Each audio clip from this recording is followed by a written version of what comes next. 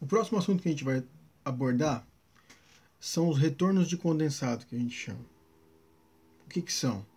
São as linhas de condensado que se formaram nas nossas linhas de vapor, e a gente vai fazer o retorno desse condensado que são capturados pelas nossas armadilhas, né, pelos nossos purgadores, e fazer a utilização desse condensado que está com energia contida nele. Então, basicamente, pessoal, o que a gente tem? A gente tem um gerador de vapor qualquer, né? Por exemplo, aqui a nossa caldeira. E a gente tem a nossa linha de vapor aqui, né? Até o nosso ponto de utilização, que a gente pretende utilizar esse vapor. Então a gente faz uma derivação, né, bonitinha, para fazer a utilização desse vapor no caminho da nossa linha principal. No caminho, durante essa transposição do vapor entre o gerador e o ponto de utilização, acontece a formação de condensado.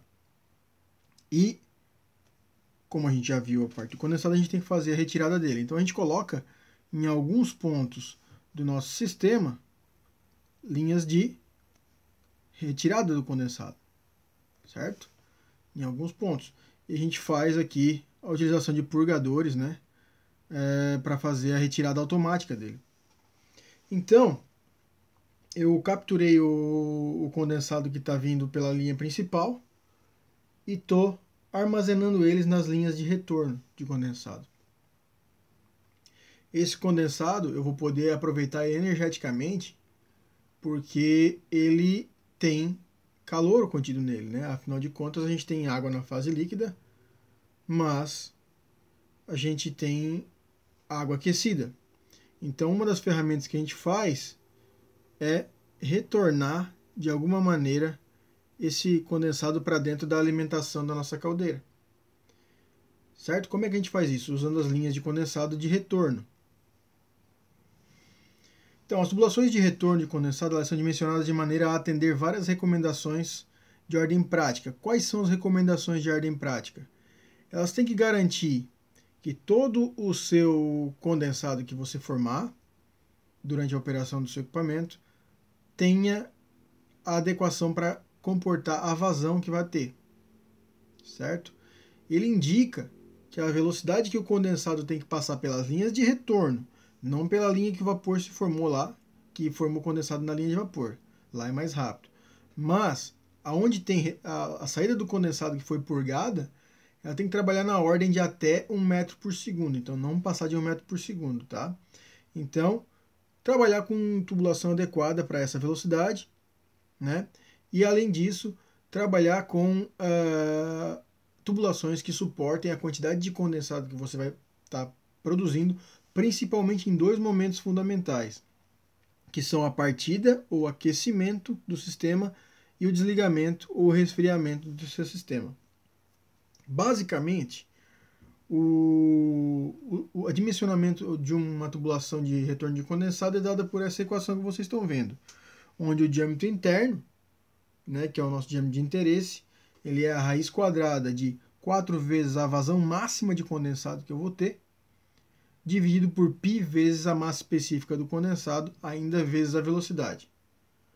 O que é difícil aqui? Descobrir qual é a vazão máxima de condensado, né? E como é que se faz isso?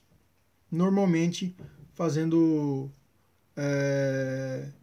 ou por experiência do fornecedor, das tubulações do seu equipamento, ou ainda fazendo um teste, né? Você vai lá, estima o quanto que esse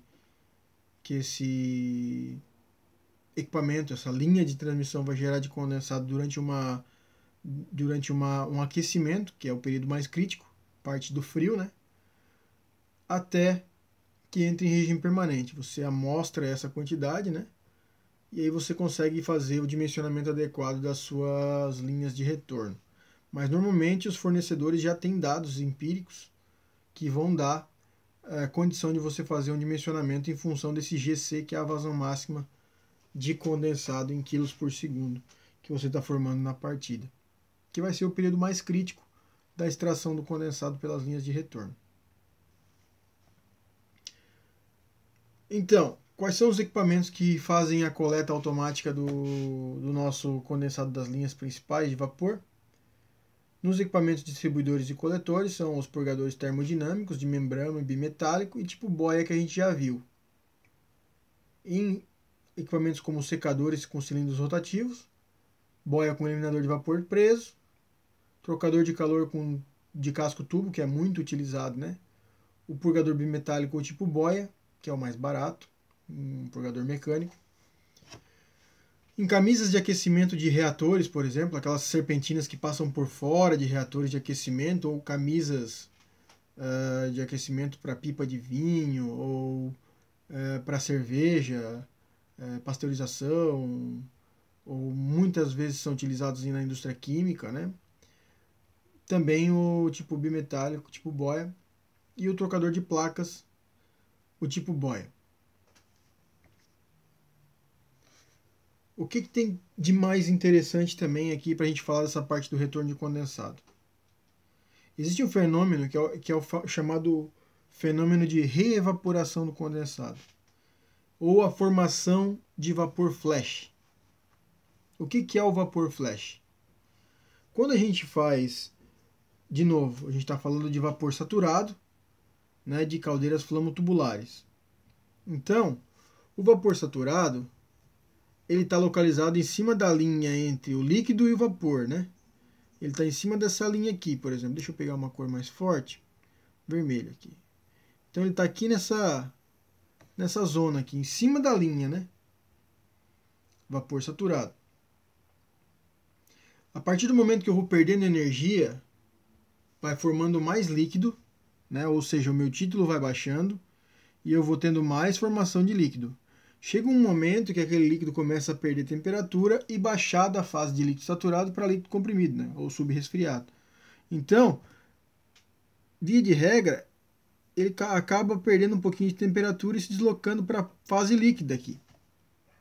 Acontece que quando eu estou na linha principal e passo por um dispositivo tipo purgador, que ele vai tirar o líquido das minhas linhas que capturaram o condensado da linha principal, acaba baixando a pressão também, porque eu estou jogando de uma pressão maior, que é a pressão de onde está a minha linha principal de vapor, para uma linha de mais baixa pressão, onde o líquido vai ser expulso.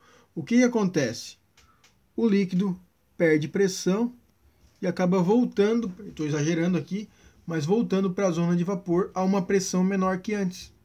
Então, acontece a reevaporação ou o fenômeno de vapor flash.